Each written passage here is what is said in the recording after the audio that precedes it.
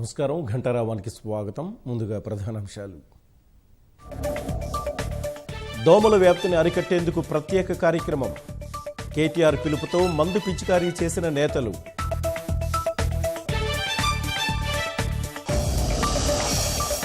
దేశవ్యాప్తంగా 63,000 దాటిన కరోనా కేసుల సంఖ్య. వైరస్ బారిన పడి ఇప్పటివరకు 2,000 మంది మృతి.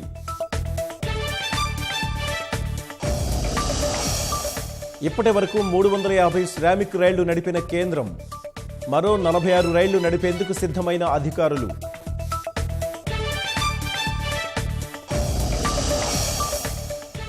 ఏపీలో కొత్తగా మరో 50 కరోనా కేసులు నమోదు. మొత్తంగా 1980కు చేరుకున్న బాధితులు.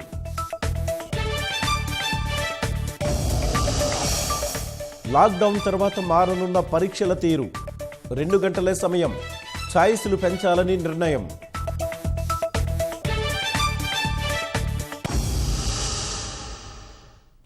దోమల వ్యాప్తిని అరికట్టేందుకు పురపాలక శాఖ చేపట్టిన ప్రత్యేక కార్యక్రమం ప్రారంభమైంది. ప్రతి ఆదివారం ఉదయం 10 గంటల 10 నిమిషాలకు దోమల వ్యాప్తి నివారణ కోసం సొంత ఇళ్లలో చర్యలు చేపట్టాలని పురపాలక శాఖ మంత్రి కేటీఆర్ పిలుపునిచ్చారు. దీంతో జీహెచ్ఎంసీ మేయర్ బొంతు రామ్మోహన్ రావు కుటుంబ సభ్యులతో కలిసి తన ఇంట్లో పరిసరాలను శుభ్రపరిచారు. అనంతరం సీజనల్ వ్యాధులపై అవగాహన కోసం కరపత్రాన్ని ఆవిష్కరించారు.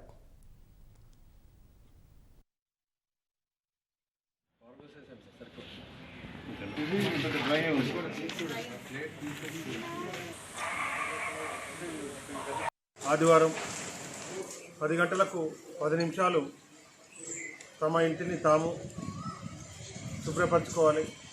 స్టాగ్నేటెడ్ వాటరు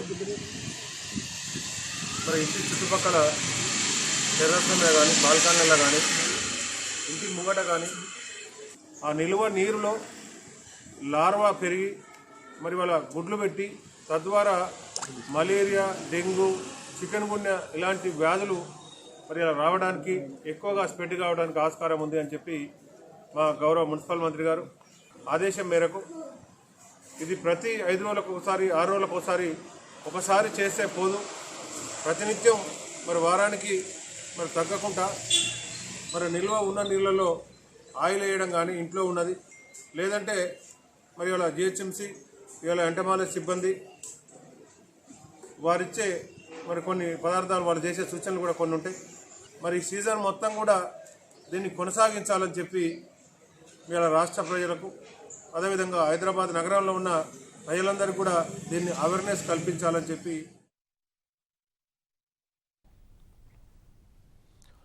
దేశంలో కరోనా కేసుల సంఖ్య అంతకంతకు పెరుగుతోంది. వివిధ రాష్ట్రాలు వెల్లడించిన లెక్కల ప్రకారం దేశంలో వైరస్ బాధితుల సంఖ్య 63,510కి చేరింది. కరోనా కాటుకు 2,110 మంది బలయ్యారు. మహమ్మారి బారి నుంచి 19,000 మందికి పైగా బాధితులు కోలుకున్నారు. దేశంలో కరోనా కేసులు భారీ సంఖ్యలో నమోదవుతూనే ఉన్నాయి. బాధితుల సంఖ్యలో అగ్రస్థానంలో ఉన్న మహారాష్ట్రలో కేసుల సంఖ్య 20,228కి పెరగ్గా వారిలో 779 మంది మృతి చెందారు. 3,800 మంది కోలుకున్నారు. మహారాష్ట్రలో ఇప్పటి వరకు 786 మంది పోలీసులకు కరోనా సోకినట్లు అధికారులు తెలిపారు. వారిలో 7 మృతి చెందారు.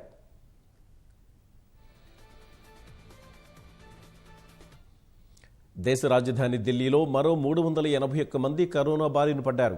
ఫలితంగా బాధితుల సంఖ్య 6,923కి చేరింది. తాజాగా మరో 5 మరణాలు సంభవించగా మృతుల సంఖ్య 73కి పెరిగింది. 2,069 మంది కోలుకున్నారు.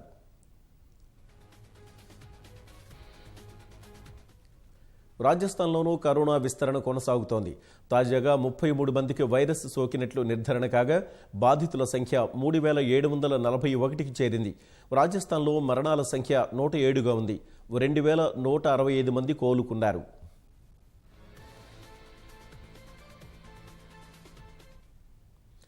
ఒడిశాలో కోవిడ్-19 తీవ్రత క్రమంగా పెరుగుతోంది.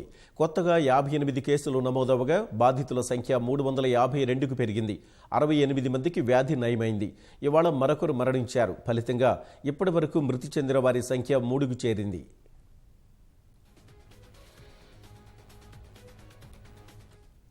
ముప్పై 34 కొత్త పాజిటివ్లతో కలిపి బీహార్లో మొత్తం కేసుల సంఖ్య 629కి పెరిగింది. 322 మందికి వ్యాధి నయమైంది. 5 మరణించారు.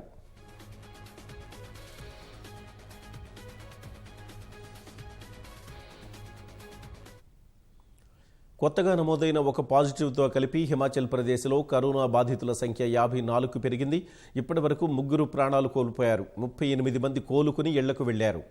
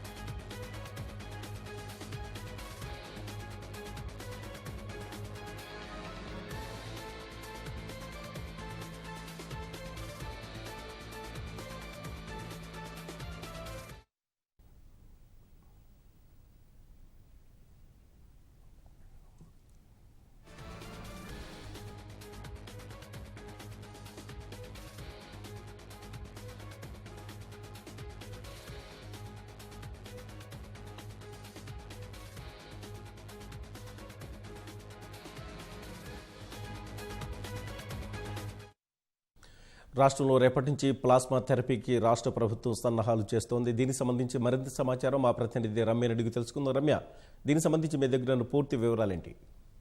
కిషోర్ బాబు, రేపటి నుంచి గాంధీ ఆసుపత్రిలో ఏదైతే కరోనా పేషెంట్స్ ఉన్నారో వాళ్ళకి ప్లాస్మా థెరపీ చేసేందుకు పూర్తి స్థాయిలో సన్నాహకాలు నిర్వహిస్తారు. ఈ నేపథ్యంలోనే గతంలో దాదాపు 3 రోజుల క్రితం ఐసీఎంఆర్ నుంచి రాష్ట్రంలో ఉన్నటువంటి ఈఎస్ఐ అదేవిధంగా గాంధీ హాస్పిటల్స్ కి ఈ యొక్క ప్లాస్మా థెరపీ చేసేందుకు పర్మిషన్స్ కూడా వచ్చాయి. అయితే దీనికి సంబంధించి గాంధీ ఆసుపత్రిలో సోమవారం నుంచి కూడా ఈ ప్లాస్మా థెరపీ నిర్వహించినట్టు ఆసుపత్రి సూపరింటెండెంట్ డాక్టర్ రాజారావు తెలియజేశారు.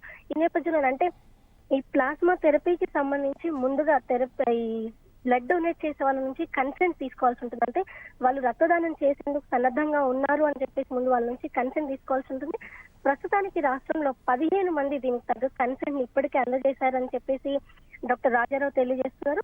ఇందులో ఈ 15 మంది కూడా మొట్టమొదటిగా అంటే రాష్ట్రంలో ఏదైతే తొలి కేసులు నమోదయ్యాయి అది కూడా ముఖ్యంగా విదేశాల నుంచి వచ్చినటువంటి వారు ఎవరైతే ఉన్నారో కరోనా బారిన పడి కోలుకున్న వారు ముఖ్యంగా ఈ 15 మందిలో ఉన్నట్టుగా కూడా ఆయన తెలియజేస్తున్నారు. ఈ నేపథ్యంలోనే వీరందరికీ కూడా సోమవారం రోజు గాంధీ ఆసుపత్రిలో వాళ్ళ యొక్క ఏవైతే బ్లడ్ గ్రూప్ ఏది ఉంటుందో ఆ గ్రూప్ ని కూడా టెస్ట్ చేసి ఆ తర్వాత ఒక్కొక్కరి నుంచి దాదాపు 400 ml బ్లడ్ కూడా సేకరించనున్నారు. అయితే ఒక్కొక్కరు ఎవరైతే బ్లడ్ డొనేట్ చేస్తారో వాళ్ళు ఒక్కొక్కరు కూడా 200 నుంచి 1000 ml వరకు కూడా రక్తాన్ని దానం చేయొచ్చు.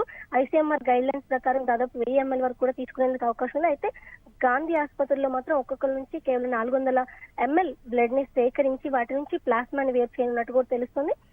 ఈ నేపథ్యంలో ఒక్కొక్క శాంపిల్ నుంచి ప్లాస్మాని వేరు చేసేందుకు దాదాపు 2 గంటల సమయం పడుతుందని చెప్పేసి డాక్టర్లు తెలియజేస్తున్నారు. ఇక రాష్ట్రంలో ఇప్పటి వరకు మొత్తం 1163 మంది కరోనా సాకుగా వారిలో 751 మంది ఇప్పటికే కోలుకున్నారు.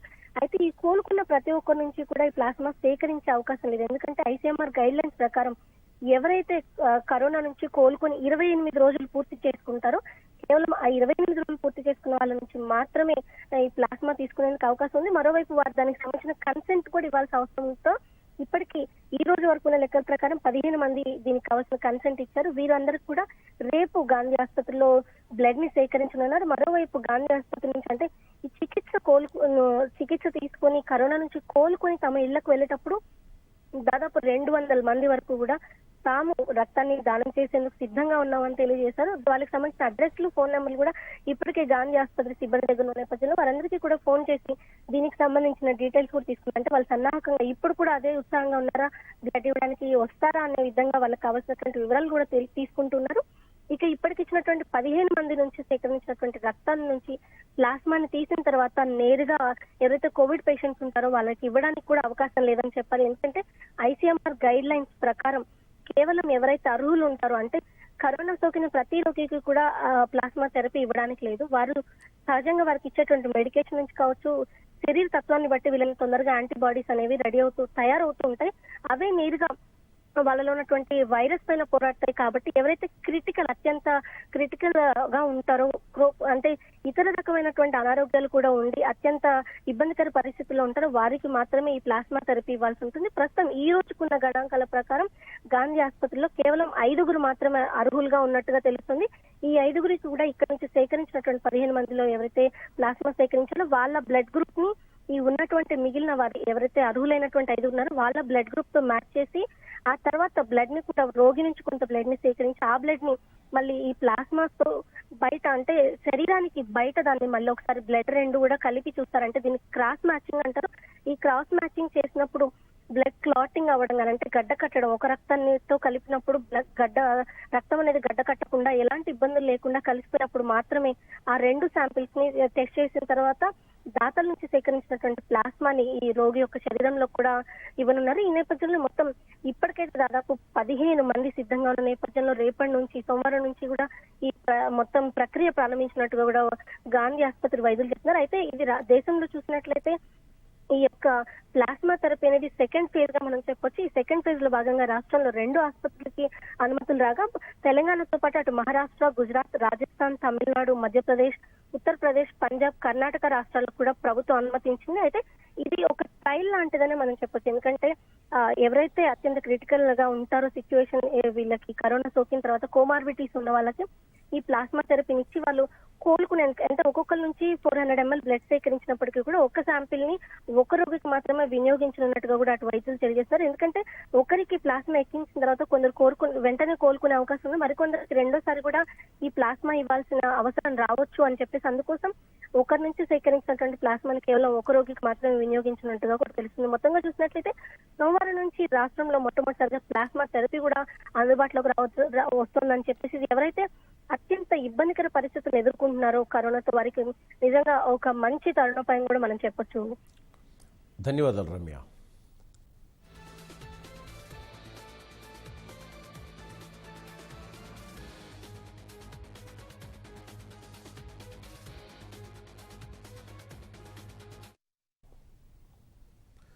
భారత్ చైనా సరిహద్దుల్లో మరోసారి ఉద్రిక్త పరిస్థితులు తలెత్తాయి. సిక్కిం సెక్టార్లోని నాకులా ప్రాంతంలో ఇరు దేశాల సైనికులు ఘర్షణ పడ్డారు. ఈ ఘటనలో అనేక మందికి స్వల్ప గాయాలయ్యాయి. కాసేపటి తర్వాత స్థానిక స్థాయిలో ఇరు దేశాల ఉన్నతాధికారులు చర్చలు జరిపి వివాదాన్ని పరిష్కరించుకున్నారు.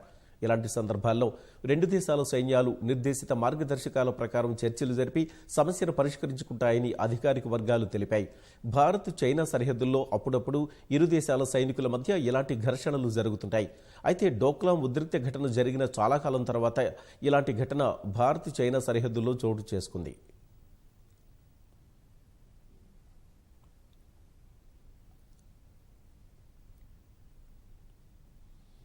కరోనా విపత్తు అన్ని వ్యవస్థలతో పాటు విద్యా వ్యవస్థను అస్తవ్యస్తం చేసింది. సిలబస్ పూర్తి కాక పరీక్షలు జరక్క విద్యార్థులు అయోమయంలో పడిపోయారు. ఈ నేపథ్యంలో డిగ్రీ పరీక్షలు ఎప్పుడు ఎలా జరగనున్నాయి, ప్రవేశాల ప్రక్రియ ఎలా ఉండబోతుంది, మంచి కెరీర్నిచ్చే కొత్త కోర్సులు ఏమేమి రానున్నాయి, ఇంటర్ వృత్తి విద్య విద్యార్థులు నేరుగా డిగ్రీలో చేరే అవకాశం కల్పిస్తున్నారా, ప్రమోట్ అవుతున్న విద్యార్థులు తర్వాత మళ్లీ పరీక్షలు రాయాలా తదితర అంశాలపై దోస్త్ కన్వీనర్ ఉన్నత విద్యామండలి ఉపాధ్యక్షుడు లింబాద్రితో మా ప్రతినిధి నగేష్ చారి ముఖాముఖి.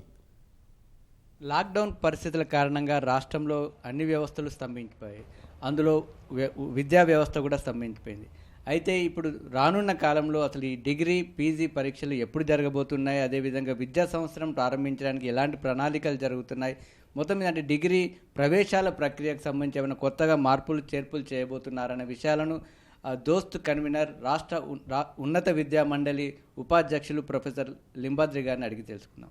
ఈ లాక్డౌన్ కారణంగా విద్యా వ్యవస్థ స్తంభించిపోయింది కాబట్టి మొత్తం మీద ఈ లాక్డౌన్ సమయంలో ఈ పరిస్థితుల్ని ఉపయోగించుకొని సిలబస్ పూర్తి చేయడానికి ఆన్లైన్ ఇతర విధానాల ద్వారా ఎలాంటి ఏర్పాట్లు చేశారు, ఎంతవరకు ఫలితాలను ఇచ్చింది? ఈ కాంటెక్స్ట్లో నిజంగానే మొత్తం విద్యా వ్యవస్థనే ఒక గొప్ప ఒక ప్రధానమైనటువంటి ఛాలెంజ్ను ఎదుర్కొన్నటువంటి పరిస్థితి నుండి వాటిని నివారించడానికి కోసం కావలసినటువంటి చర్యల్ని తీసుకోవడం అనేటువంటి జరిగింది.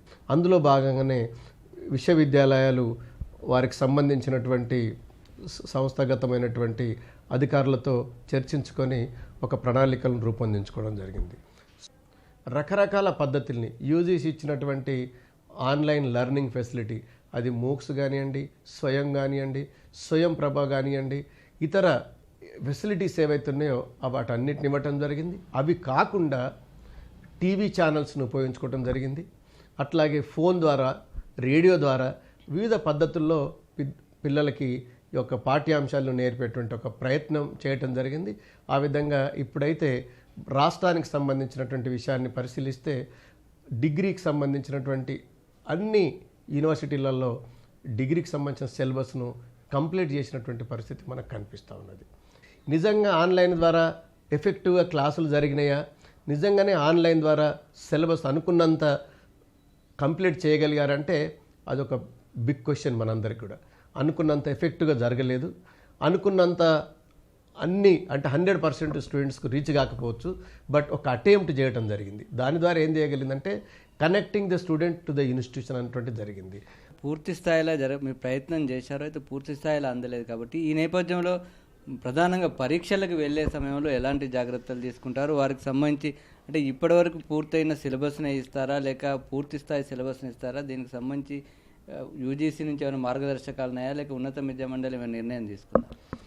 ఉన్నత విద్యామండలి కూడా నిర్ణయం తీసుకోవటం జరుగుతుంది. అది ప్రభుత్వానికి సంబంధించినటువంటి అధికారులతో చర్చించి ప్రభుత్వం దృష్టి తీసుకెళ్ళి ఒక నిర్ణయం తీసుకుంటాం. అయితే ఇప్పటి వరకు యూజీసీ అనేటువంటిది ఒక చాలా స్పష్టమైనటువంటి ఫ్లెక్సిబిలిటీతో కూడినటువంటి గైడ్లైన్స్ ఇవ్వటం జరిగింది. అందులో మనకు విద్యార్థుల యొక్క పరిస్థితిని దృష్టిలో పెట్టుకొని మల్టిపుల్ చాయిస్ క్వశ్చన్ ఇస్తారా, లేదా ఓపెన్ బుక్ సిస్టమ్ ఇస్తారా, లేదా సింపుల్ ఆన్సర్స్ ఇస్తారా అనేటువంటి ఒక రకరకాల పద్ధతిలో మనకు ఇవ్వటం జరిగింది. అంతేకాకుండా గతంలో ఎగ్జామినేషన్ అనేటువంటిది 3 గంటల వ్యవధి ఉండేది, ఇప్పుడు 2 గంటల వ్యవధికి కుదించవచ్చు అని కూడా గైడ్లైన్స్లో ఇవ్వటం జరిగింది.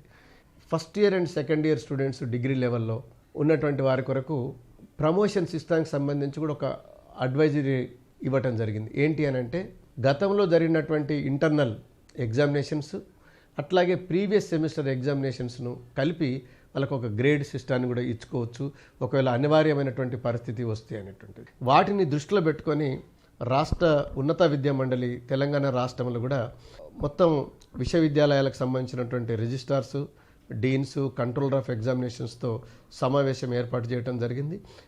మీ యొక్క యూనివర్సిటీ పరిధిలో ఈ విషయాల్ని చర్చించి యూజీసీ మార్గదర్శకాల్లో మనం దేన్ని ఇంప్లిమెంట్ చేయగలుగుతాం, మన విద్యార్థులకు ఏది ప్రయోజనకరమో ఆలోచించుకొని మీరు ఒక రిపోర్ట్ పంపండి అని చెప్పడం జరిగింది.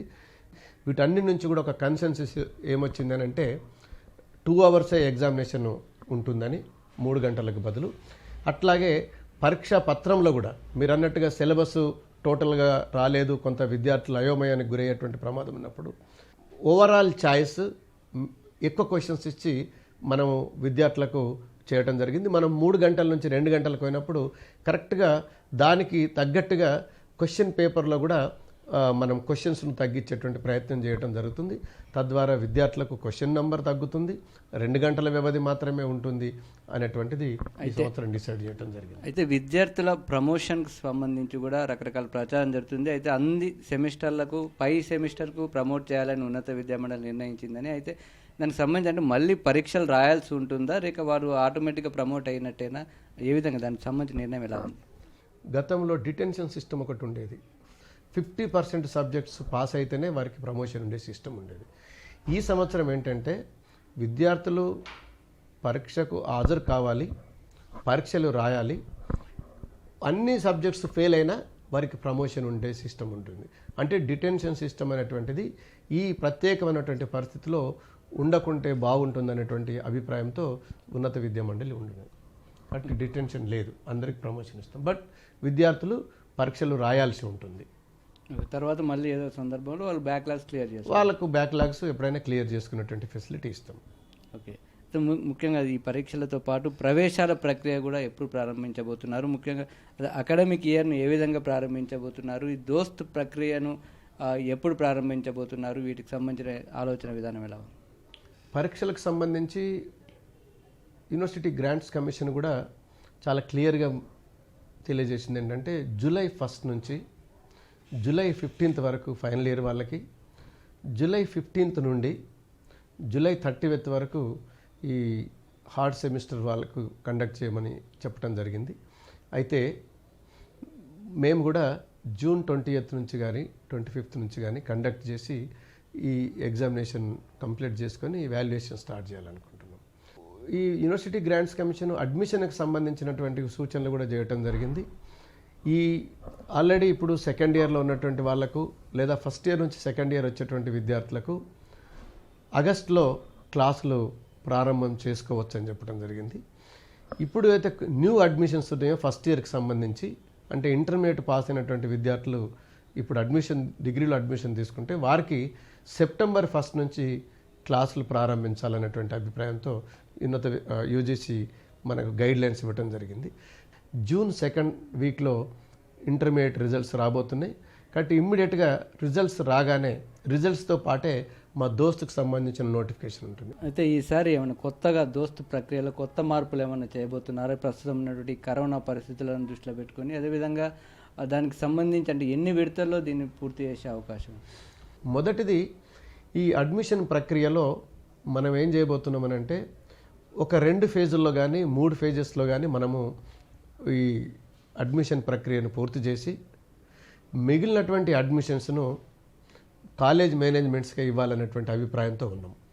రెండవ అంశం ఏంటంటే సాంకేతిక పరంగా గతంలో విద్యార్థులు దాదాపు మనము ఒక 2,22,000 మంది విద్యార్థులకు ఎవ్రీ ఇయర్ అడ్మిషన్ ఇస్తాం.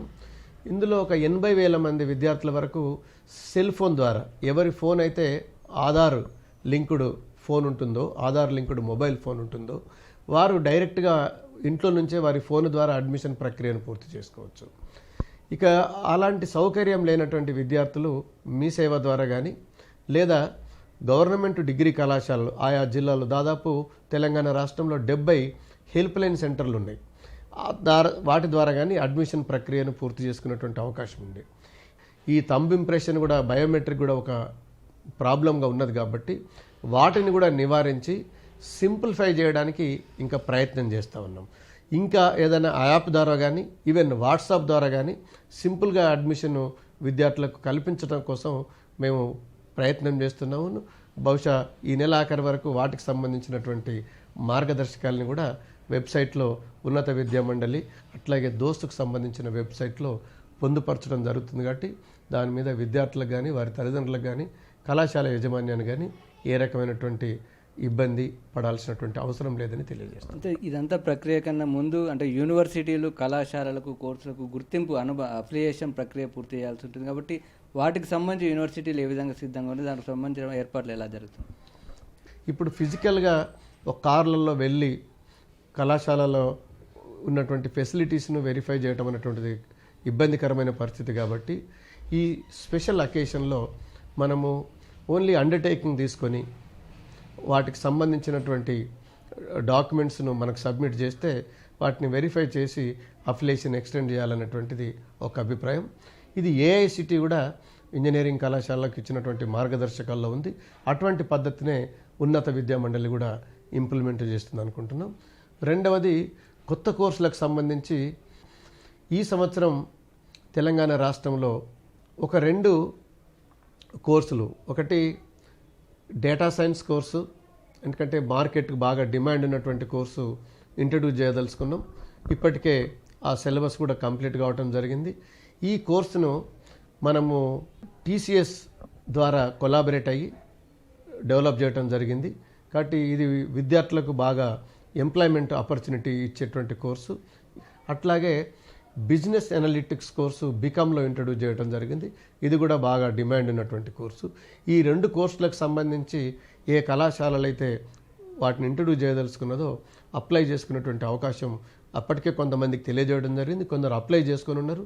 ఇంకా ఎవరైనా అప్లై చేసుకున్నట్లయితే వారికి కూడా ఒక అవకాశం కల్పించడం జరుగుతుంది. లాక్డౌన్ తర్వాత దానికి కొన్ని కొలమానాలని, కొంత రిక్వైర్మెంట్స్ని మేము ఆల్రెడీ పొందుపరచడం జరిగింది. వాటిని ఫిల్ఫిల్ చేయగలిగినటువంటి కళాశాలలకు ఈ కొత్త కోర్సులు ఇవ్వటం జరుగుతుంది. ఇన్స్పెక్షన్ పెండింగ్లో ఉంచి కండిషనల్ అఫిలియేషన్ ఇవ్వటం జరుగుతుంది. నెక్స్ట్ ఈ లాక్డౌన్ పూర్తిగా అయిపోయిన తర్వాత అకాడమిక్ ఇయర్ బిగినింగ్లో కానీ, మిడిల్లో కానీ లేదా నెక్స్ట్ అకాడమిక్ ఇయర్లో కానీ వాటికి సంబంధించినటువంటి ఇన్ఫ్రాస్ట్రక్చర్ని వెరిఫై చేయటం అనేటువంటిది జరుగుతుంది. వీటితో పాటు ఈ సంవత్సరము వొకేషనల్ కోర్స్ చేసేటువంటి విద్యార్థులకు వితౌట్ బ్రిడ్జ్ కోర్సు నేరుగా డిగ్రీ అడ్మిషన్ తీసుకున్నటువంటి ఎలిజిబిలిటీ వారికి కూడా ఇస్తే బాగుంటుంది అనేటువంటి అభిప్రాయానికి రావడం జరిగింది. బిఎస్ ఇంటర్మీడియట్లో ఫిషరీస్ చేసినటువంటి వాళ్ళకు డిగ్రీలో ఫిషరీస్ చేద్దామంటే లేదు అవకాశం. ఇటువంటి విద్యార్థులందరి కొరకు కూడా అది ఫారెస్ట్ కానివ్వండి, లేదా ఫిషరీస్ కానివ్వండి, డైరీ టెక్నాలజీని కానివ్వండి, ఆఫీస్ మేనేజ్మెంట్ కానీ, ఈ 4 కోర్సుల పట్ల కూడా ఈసారి ఈ డిగ్రీలో ఎక్కడైతే వీలైతుందో అక్కడ ఆ కోర్సులు ప్రవేశపెట్టాలనేటువంటి ఒక ప్రయత్నం చేయడం జరుగుతుంది.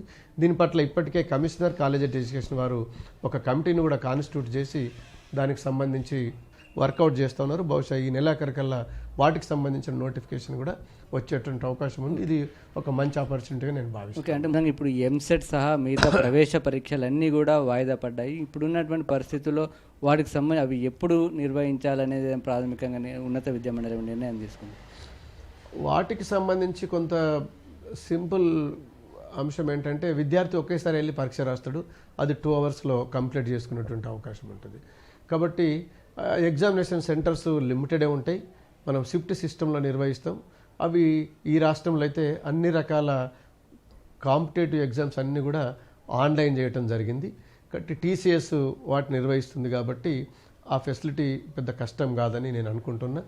రెండో అంశం ఏంటంటే ఈ జేఈ మెయిన్స్, జేఈ అడ్వాన్స్డ్ ఎగ్జామినేషన్కి సంబంధించినటువంటి షెడ్యూల్స్ కూడా government of India MHRD announce చేయడం జరిగింది. కాబట్టి ఆ పద్ధతిలోనే మన ఎగ్జామ్స్ని కూడా షెడ్యూల్ చేయడం జరుగుతుంది. వాటిని కూడా జూన్, జూలై మధ్యలో కంప్లీట్ చేయడానికి మనం కసరత్తు చేయడం జరుగుతున్నది. కృతజ్ఞతలు. Thank you sir.